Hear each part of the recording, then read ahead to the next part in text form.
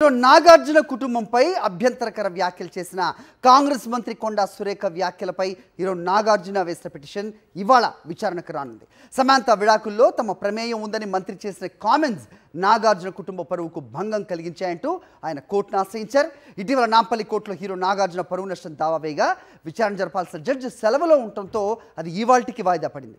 ఈ కేసుపై కోర్టు ఎలా స్పందిస్తుందో సర్వత్రా ఆసక్తి నెలకొంది.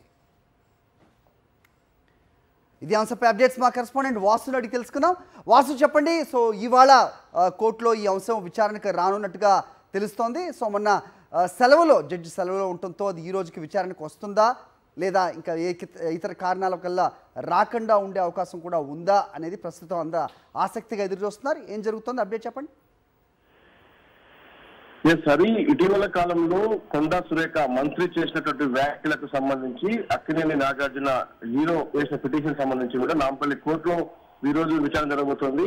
అనుచిత వ్యాఖ్యలకు సంబంధించి మంత్రి చేసిన వ్యాఖ్యలకు సంబంధించి క్రిమినల్ చర్యలు తీసుకోవాలంటూ కూడా ఆయన నాంపల్లి స్పెషల్ జ్యుడిషియల్ మేజిస్ట్రేట్ ను కోరడం జరిగింది. దీనికి సంబంధించి మొన్న న్యాయమూర్తి సెలవుల నేపథ్యంలో ఈ రోజు విచారణ జరగనుంది. అయితే ప్రధానంగా కూడా లంగర్ హౌస్ పిఎస్ లిమిట్ సంబంధించి కూడా అఫెన్స్ సంబంధించి అండర్ సెక్షన్ 356 బిఎన్ఎస్ యాక్ట్ కింద మంత్రిపై క్రిమినల్ చర్యలు తీసుకోవాలంటూ కూడా నాగార్జున తన పిటిషన్ లో పేర్కొనడం జరిగింది.